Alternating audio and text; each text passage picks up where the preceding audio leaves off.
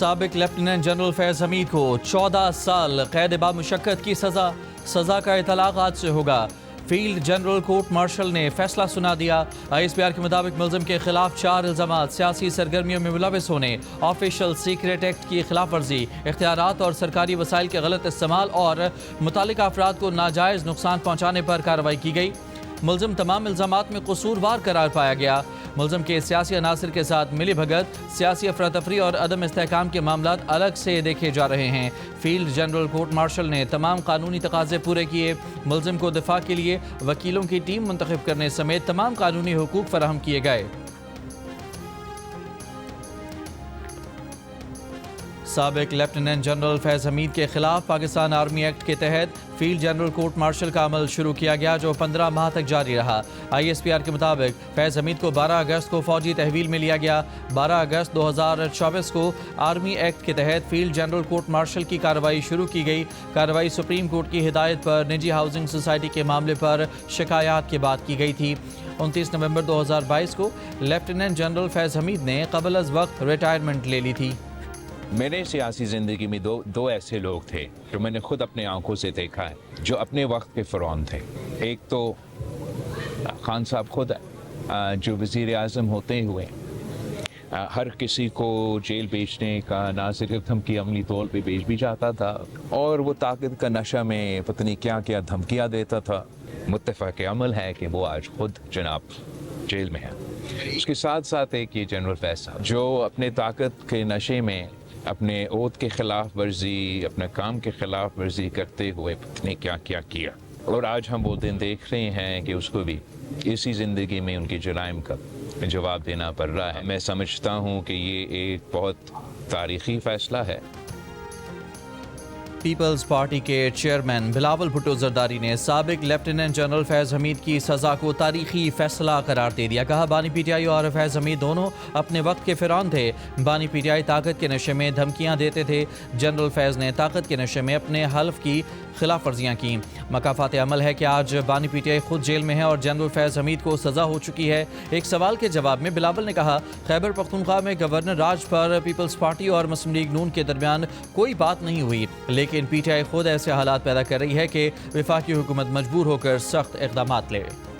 ये एक landmark decision है और मैं समझता हूँ कि इससे रूल ऑफ लॉ और मुल्क के अंदर एक जो अकाउंटेबिलिटी का मैकेनिज्म है उसको बड़ी तकवीयत मिली है। ये PTI के सियासी मुशीर बने, इन्होंने PTI की पूरी पॉलिटिकल सपोर्ट की, और 9 मई जैसे वाकयात और दीगर जो वाकयात थे जिसमें इंतशार फैलाना, स्टेट के खिलाफ जो है वो बगावत करना, एजिटेशन करना और अपनी पोजीशन को मिसयूज करना, तो ये तमाम चीजें सबूतों के साथ इररिफ्यूटेबल एविडेंस, जिसे हम नाकाबिले तरदीद सबूत कहते हैं, ये साबित हुआ है। वफाकी वज़ीर इत्तलात अताउल्लाह तारड़ ने कहा है कि कानून से कोई बालातर नहीं। आज का फैसला हक और सच की फतह है। आज रेड लाइन क्रॉस करने वाले शख्स को सज़ा हुई। अता तारड़ ने जियो न्यूज़ से गुफ्तगू करते हुए कहा कि फैज़ हमीद तमाम इल्ज़ामात के मुर्तकिब पाए गए।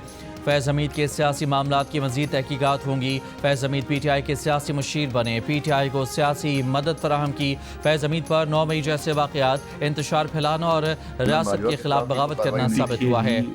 इस बात का फैसला तो उनका अदारे ने ये तकड़ा एहतसाब करके बता दिया है कि वो किसी को नहीं छोड़े। अगर कोई होगा तो खुद आ जाएगा, ठीक है ना। मैं किसी का नाम नहीं लूंगा कि भी फलां का होना चाहिए। भी उन्होंने तो अपने कितने बड़े ओहदे पर रहने वाले जनरल और एक पाकिस्तान की इतनी बड़ी एजेंसी का सरबराह रहने वाले को भी एहतसाब के पूरे कड़े एहतसाब से गुजारा है, तो वो तो सबको गुजारते हैं। वहाँ कोई नहीं बचेगा। अगर किसी ने किया होगा तो आ जाएगा।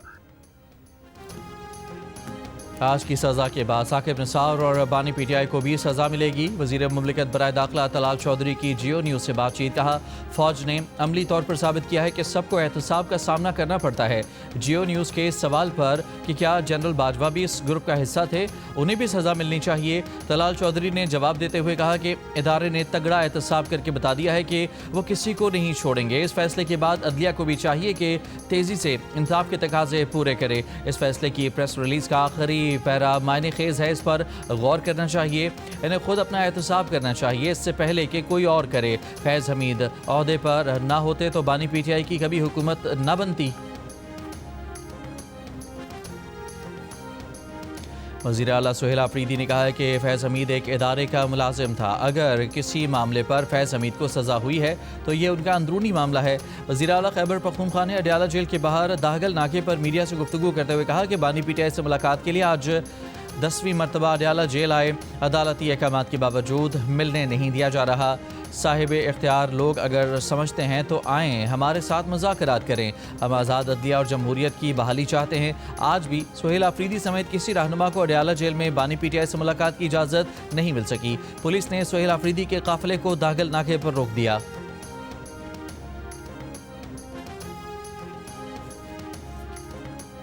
فیض حمید بانی پی ٹی آئی کے خلاف شواہد کے ساتھ گواہی دینے جا رہے ہیں, جس کے بعد بانی پی ٹی آئی 9 مئی کے شکنجے میں آ جائیں گے.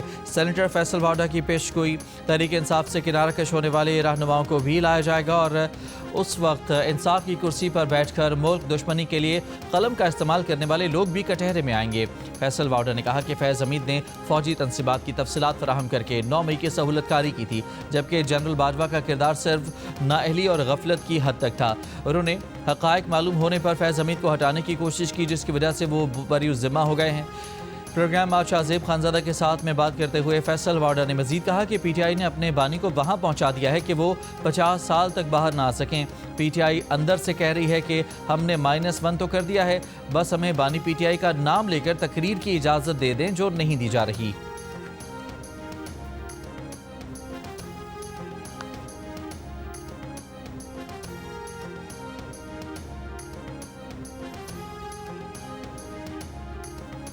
وزیر اعظم شہباز شریف کی اشکاباد میں ترکمانستان کے صدر سے ملاقات. وزیر اعظم کا 2 طرفہ تعلقات بالخصوص تجارتی اور اقتصادی روابط مضبوط بنانے کا عزم. کہا کراچی اور گوادر کی بندرگاہوں کو ترکمانستان اپنی رسائی بڑھانے کے لیے استعمال میں لا سکتا ہے. ترکمانستان کے صدر نے پاکستان کے ساتھ باہمی دلچسپی کے متعدد شعبوں میں 2 طرفہ تعاون کو بڑھانے کی خواہش کا اظہار کیا. وزیر اعظم نے ایران اسرائیل جنگ کے دوران پاکستانی شہریوں کو ایران سے بحفاظت نکالنے میں ترکمانستان کے تعاون پر شکریہ ادا کیا.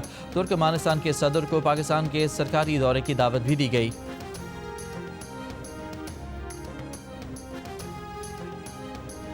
ایک سال میں پاکستان کے غیر ملکی زر مبادلہ کے ذخائر 9.4 ارب سے بڑھ کر 14.5 ارب ڈالر ہو گئے. آئندہ برسوں میں پاکستان کے ذخائر مزید بڑھنے کی پیشگوئی ہے. آئی ایم ایف نے پاکستان کی معاشی کارکردگی کے بارے میں رپورٹ جاری کر دی. لکھا کہ پاکستان نے قرض پروگرام کے تحت زیادہ تر اہداف حاصل کر لیے ہیں. مشکل حالات اور سیلاب کے باوجود پاکستانی معیشت مستحکم ہوئی. مہنگائی کا دباؤ عارضی ہے. آئی ایم ایف کا مہنگائی کنٹرول میں رکھنے کے لیے سخت مانیٹری پالیسی برقرار رکھنے پر زور. شاکس کو جذب کرنے کے لیے ایکسچینج ریٹ میں لچک بھی ضروری قرار. پاور سیکٹر کو مستحکم کرنے کے لیے مزید اصلاحات کی ضرورت ہے. سرکاری اداروں میں گورننس اور سرمایہ کاری ماحول کی بہتری بھی اہم قرار. امریکی حکومت نے پاکستان کو F-16 لڑاکا طیارے اپ گریڈ کرنے کے لیے 686 ملین یعنی 68 کروڑ 60 لاکھ ڈالر کے پرزوں اور جدید ٹیکنالوجی فروخت کرنے کی منظوری دے دی. جدید ٹیکنالوجی کے ملنے سے پاکستان کے 75 F-16 لڑاکا طیاروں کی جنگی صلاحیتوں میں مزید اضافہ ہوگا. کانگریس کے پاس ٹرمپ انتظامیہ کے اس اقدام کا جائزہ لینے کے لیے 1 ماہ کا وقت ہے. ٹرمپ انتظامیہ کے اس اقدام سے پاکستان کو انسداد دہشت گردی کی کارروائیوں اور آئندہ ممکنہ ہنگامی صورتحال کی تیاری میں مدد ملے گی. لندن ہائی کورٹ کے حکم کے بعد یوٹیوبر عادل راجہ نے بریگیڈیئر راشد نصیر کو بدنام کرنے کا الزام تسلیم کر لیا. لندن ہائی کورٹ نے عادل راجہ کے لیے 2 وارننگز بھی جاری کر دیں. جج نے فیصلے میں کہا کہ عادل راجہ نے عدالتی احکامات پر عمل نہ کیا تو توہین عدالت تصور ہوگی. عدالتی فیصلے پر عمل نہ کرنے کی صورت میں جرمانہ، جیل کی سزا اور اثاثے ضبط کیے جا سکیں گے. عادل راجہ کا کہنا ہے کہ ہائی کورٹ نے انہیں 9 اکتوبر 2025 کے فیصلے میں راشد نصیر کو 50,000 پاؤنڈ ادا کرنے کا حکم دیا ہے. عادل راجہ نے یہ بھی کہا ہے کہ 14 اور 29 جون 2022 کے درمیان انہوں نے راشد نصیر کے خلاف متعدد ہتک آمیز الزامات لگائے. ان کے پاس ان الزامات کا دفاع نہیں ہے. عادل راجہ نے مکمل فیصلے کا لنک بھی شائع کر دیا. بلیٹ پروف گاڑیاں جو آؤٹ ڈیٹڈ تھی اور ایکسپائر ہو چکی تھی، پرسوں انٹیریئر منسٹر صاحب نے جو ہیں وہ ہماری پولیس کے لیے تحفے میں دی ہیں. جو میری پولیس کے ساتھ، میرے پولیس کے شہداؤں کے ساتھ اور 80,000 سے زیادہ شہداء جو اس صوبے نے پیش کیے، ان کی تصدیق میں سمجھتا ہوں کہ ہے. اور آج میں نے باقاعدہ فیصلہ کر دیا ہے کہ ان کو یہ ہم واپس کریں گے. وزیر اعلیٰ خیبر پختونخوا نے وفاق کی 3 بلٹ پروف گاڑیاں اب تک واپس نہیں کیں۔ گاڑیاں واپس کرنے کے اعلان پر اب تک عمل نہیں کیا گیا۔ سرکاری ذرائع کا کہنا ہے کہ تینوں بلٹ پروف گاڑیاں بھی خیبر پختونخوا پولیس کے پاس موجود ہیں۔ وزیر داخلہ محسن نقوی نے خیبر پختونخوا کے ہائی رسک علاقوں میں تعینات پولیس افسران کی سیکیورٹی بڑھانے کے لیے یہ گاڑیاں فراہم کی تھیں۔ وزیر اعلیٰ سہیل آفریدی نے انہیں پرانی اور ناقص قرار دے کر واپس بھیجنے کا اعلان کیا۔ کہا تھا کہ ایسی گاڑیوں کو رکھنا صوبے اور پولیس کی توہین ہوگی۔ وفاقی وزارت داخلہ نے رد عمل میں کہا تھا کہ اگر کے پی کو یہ گاڑیاں نہیں چاہیے تو انہیں بلوچستان کو دے دیں گے۔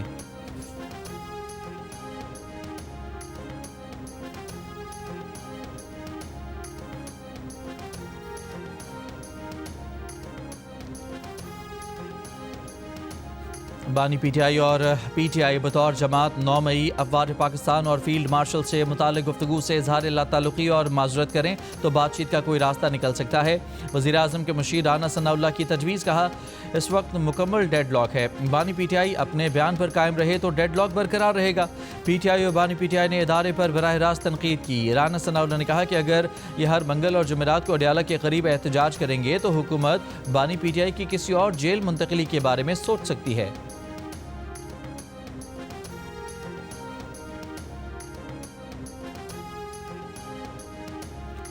وزیر دفاع خواجہ آصف نے کہا ہے کہ جنرل باجوہ کی مرضی کے بغیر فیض حمید کچھ نہیں کر سکتے تھے۔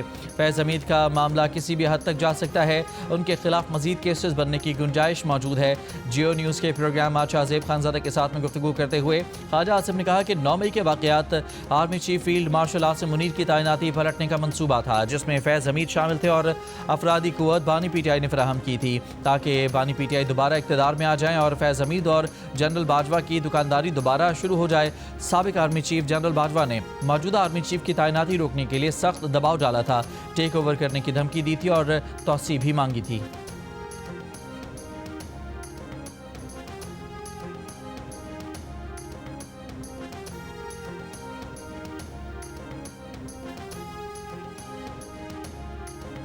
ماہر قانون اشتر اوصاف نے کہا ہے کہ فیض حمید کا ٹرائل کافی دیر تک جاری رہا، اس میں انہیں موقع ملا، شواہد ریکارڈ کیے گئے اور تمام کارروائی قانون کے مطابق ہوئی۔ اتنے بڑے عہدے پر اختیارات کا غلط استعمال ہونا بدقسمتی کی بات ہے۔ ماہر قانون حافظ احسان نے کہا کہ آج ثابت ہو گیا کہ فوج کے اندر ایک ایسا احتسابی نظام موجود ہے کہ اگر کوئی شخص اپنے اختیارات سے تجاوز کرے یا قوانین کی خلاف ورزی کرے تو وہ احتساب سے نہیں بچ سکتا۔ ماہر قانون راجہ خالد بولے، فیض حمید کی جانب سے بہت بے احتیاطی برتی گئی، وہ بہت کھل کر کھیلے، لیکن ادارے نے ثابت کر دیا کہ قانون سے کوئی بالاتر نہیں ہوتا، جو بھی جرم کرے گا اس کے خلاف کارروائی ہوگی۔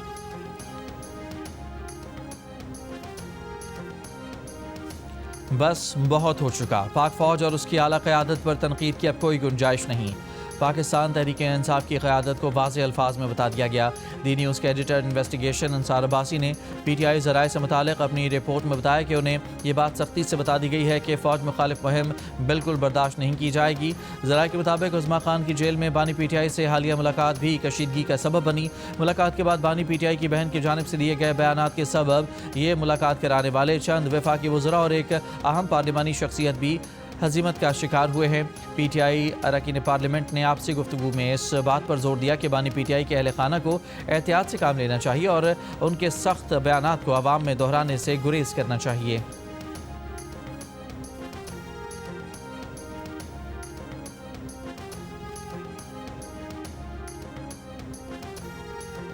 انسداد دہشت گردی عدالت راولپنڈی میں علیمہ خان کے خلاف 26 نومبر کے احتجاج کا کیس۔ علیمہ خان سماعت ملتوی ہونے کے بعد عدالت پہنچیں۔ عدالت نے علیمہ خان کی ضمانت منسوخ کرنے کے نوٹس جاری کر دیے۔ ضمانتی مچل کے ضبط کرنے کا حکم۔ علیمہ خان کو توہین عدالت کا نوٹس بھی جاری۔ مزید سماعت 15 دسمبر تک ملتوی۔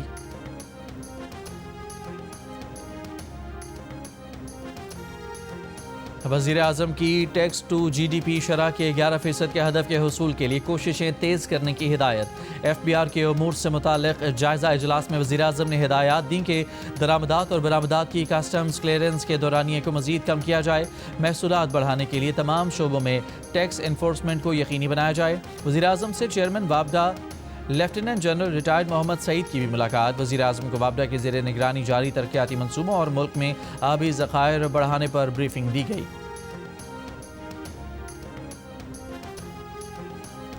سپریم کورٹ نے متنازع ٹویٹ کیس میں ایمان مزاری کے خلاف ٹرائل روکنے کا حکم دے دیا. عدالت نے قرار دیا کہ اسلام آباد ہائی کورٹ کے فیصلے تک ٹرائل روکا جائے. دوران سماعت جسٹس ہاشم کاکڑ نے ریمارکس دیے کہ بغیر شفاف ٹرائل کسی کو سزا نہ دے سکتے ہیں اور نہ ہی دینی چاہیے. جج کو بھی دباؤ سے آزاد ہو کر دونوں فریقین کو مکمل موقع دینا چاہیے. نہ جج کی بے توقیری ہونی چاہیے نہ ہی ہائی کورٹ کی. کیس کی سماعت کے دوران ناروے کے سفیر بھی کمرہ عدالت میں موجود رہے. ایمان مزاری کے خلاف ٹرائل کورٹ میں متنازع ٹویٹ کیس زیر سماعت ہے. ایمان مزاری نے جج پر عدم اعتماد کا اظہار کرتے ہوئے اپنا کیس کسی دوسری عدالت میں منتقل کرنے کی درخواست اسلام آباد ہائی کورٹ میں دائر کر رکھی ہے.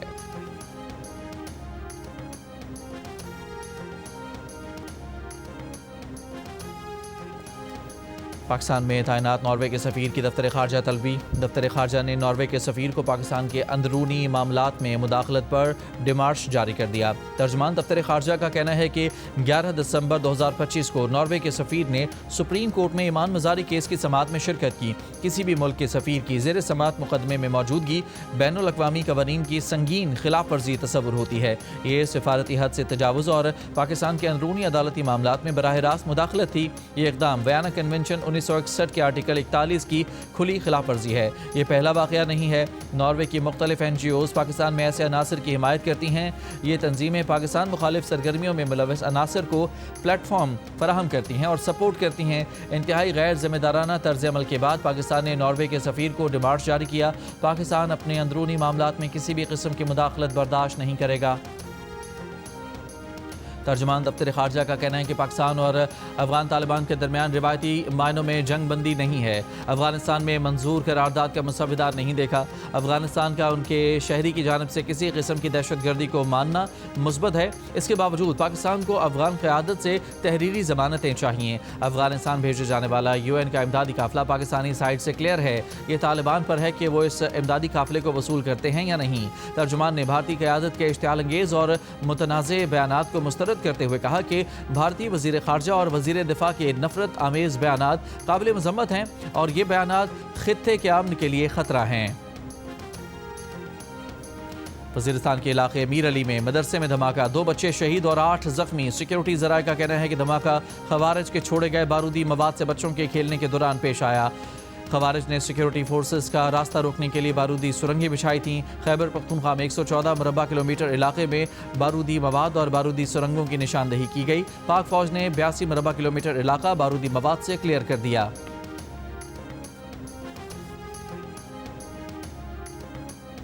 ڈاکٹر وردہ مشتاق قتل کیس میں تحقیقات جاری. ملزمان نے ڈاکٹر وردہ کے اغوا اور قتل کے لیے مبینہ طور پر 30 لاکھ روپے ادا کیے. DPO ایبٹ آباد نے تحقیقات میں معاونت کے لیے FIA کو خط لکھ دیا. خط میں کہا گیا ہے کہ رقم کی ادائیگی سے ممکنہ منی لانڈرنگ کی سرگرمیوں کا شبہ ہوتا ہے. ملزمان کے ممکنہ غیر معمولی یا مشکوک مالی لین دین کا مکمل ریکارڈ دیا جائے. دوسری جانب قتل کی تحقیقات کے لیے KP کی حکومت نے 6 رکنی JIT تشکیل دے دی. JIT میں senior police officer AIG Sonia Shamroz بھی شامل. وزیر اعلیٰ پنجاب مریم نواز کا پنجاب آمد پر chairman Pakistan peoples party Bilawal Bhutto Zardari کو خوش آمدید کہا. پنجاب آپ کا گھر ہے, آپ کو ہمیشہ عزت اور احترام ملے گا. مریم نواز کا بلاول بھٹو زرداری کے لیے نیک تمناؤں اور دعاؤں کا اظہار.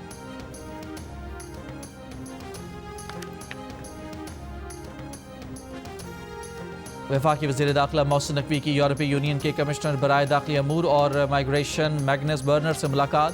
غیر قانونی امیگریشن, انسانی اور منشیات کی اسمگلنگ کے خلاف حکمت عملی مزید مضبوط بنانے پر اتفاق. محسن نقوی نے کہا کہ رواں سال پاکستان میں 1770 انسانی اسمگلر اور ایجنٹ گرفتار کیے گئے. کارروائیاں غیر قانونی امیگریشن کے خلاف زیرو ٹالرنس کا ثبوت ہے. وزیر داخلہ محسن نقوی کی اردن کے ہم منصب مازن عبداللہ ہلال الفراحیہ سے بھی ملاقات ہوئی. انسدادی منشیات اور پولیس تربیت سمیت 2 طرفہ تعلقات پر گفتگو. پاکستان میں 91% لوگوں نے پچھلے 6 ماہ کے دوران آن لائن شاپنگ نہیں کی. آن لائن شاپنگ کے لیے 60% افراد نے کیش آن ڈیلیوری کے ذریعے ادائیگی کی.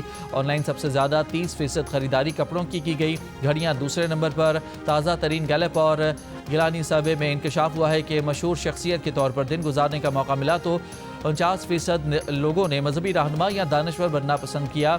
34% افراد کا خیال ہے کہ اعتماد رشتہ قائم کر رکھنے کے لیے سب سے ضروری ہے. دنیا کا سب سے طاقتور پاسپورٹ UAE کا، سب سے کمزور پاسپورٹ افغانستان کا۔ رواں سال کے لیے دنیا کے طاقتور ترین پاسپورٹ کی فہرست جاری کر دی گئی۔ فہرست میں دوسرے نمبر پر سنگاپور اور اسپین، جبکہ برطانیہ اور کینیڈا مشترکہ طور پر 8ویں نمبر پر ہے۔ امریکہ کا پاسپورٹ طاقتور ترین پاسپورٹ کی فہرست میں 9ویں نمبر ہے۔ پاکستان چوتھا کمزور ترین پاسپورٹ والا ملک قرار، فہرست میں صومالیہ کے ساتھ 91ویں نمبر پر موجود۔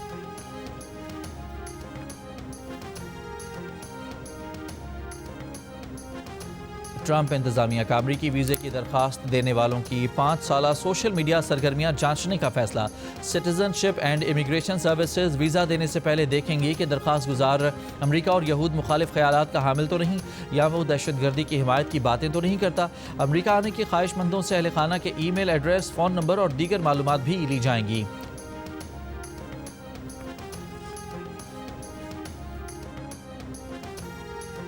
امریکہ نے $10 لاکھ کی Trump gold card visa scheme کا آغاز کر دیا۔ جلد $50 لاکھ کا ٹرمپ پلاٹینیم کارڈ بھی متعارف کرایا جائے گا۔ اس اسکیم کے تحت اہل قرار دیے گئے غیر ملکی سرمایہ کار $10 لاکھ کی ادائیگی کے بعد امریکہ کی مستقل رہائش حاصل کر سکیں گے۔ یورپی ملک آسٹریا میں کم عمر لڑکیوں پر اسکول میں حجاب پہننے پر پابندی عائد۔ آسٹریا کی پارلیمنٹ نے بل کی منظوری دے دی۔ حزب اختلاف نے پابندی کو غیر آئینی قرار دے دیا۔ انسانی حقوق کی تنظیموں کا کہنا ہے کہ حکومتی فیصلہ معاشرے کی تقسیم کو مزید گہرا کر سکتا ہے۔ بلغاریہ میں کئی ہفتوں کا حکومت مخالف عوامی احتجاج رنگ لے آیا۔ بلغاریہ کے وزیر اعظم روزن زیلیازکوف نے تحریک عدم اعتماد پر ووٹنگ سے کچھ دیر پہلے استعفیٰ دے دیا۔ وزیر اعظم روزن کو آج پارلیمنٹ سے اعتماد کا ووٹ لینا تھا۔ حکومت کی معاشی پالیسیوں اور کرپشن کے خلاف بلغارین عوام کئی ہفتوں سے سراپا احتجاج تھے۔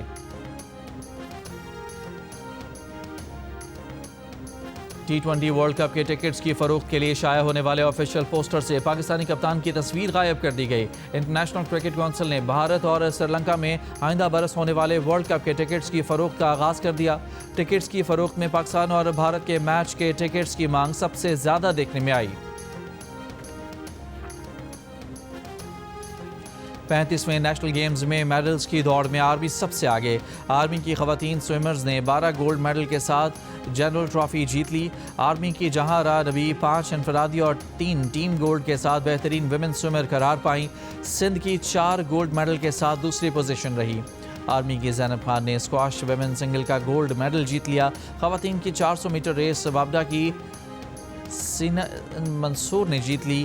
خواتین کی 5000 میٹر دوڑ کا گولڈ میڈل وابڈا کی ماریا بی بی نے حاصل کیا۔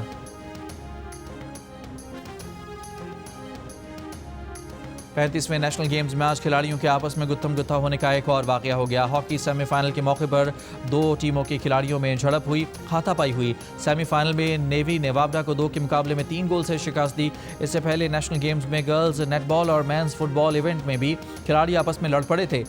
PAFF کی ٹورنامنٹس ڈسپلنری کمیٹی نے 12 کھلاڑیوں کے ٹورنامنٹ میں مزید شرکت پر پابندی لگا دی۔ ایک ٹیم کے اسسٹنٹ کوچ زاہد حمید اور آفیشل ندیم عبدالرحمان کو بھی ٹورنامنٹ سے معطل کر دیا گیا۔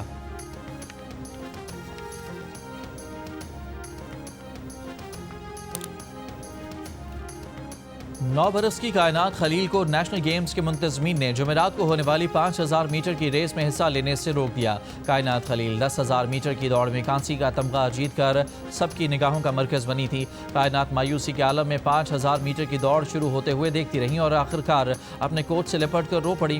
کائنات کے کوچ کا کہنا ہے کہ نیشنل گیمز میں کئی دیگر مقابلوں میں انڈر ایج ایتھلیٹ شریک ہیں، لیکن ان کو کوئی کھیلنے سے نہیں روک رہا۔ منتظمین کے مطابق ورلڈ ایتھلیٹکس فیڈریشن کے قوانین کے تحت کائنات کم عمر ہونے کے سبب طویل فاصلے کی دوڑ میں شرکت نہیں کر سکتی۔ اور جھلمکسی ڈیزرٹ جیپ ریلی کے لیے 180 کلومیٹر طویل ٹریک تیار۔ ڈرائیورز کی رجسٹریشن اور گاڑیوں کی ٹیکنیکل چیکنگ جاری۔ ریلی کی انتظامیہ کے مطابق ملک بھر سے اب تک 32 ڈرائیوروں نے رجسٹریشن کرا لی ہے۔ ویمن کیٹیگری میں صرف ایک خاتون ڈرائیور امبرین فراز شامل ہیں۔ کل کوالیفائنگ راؤنڈ ہوگا۔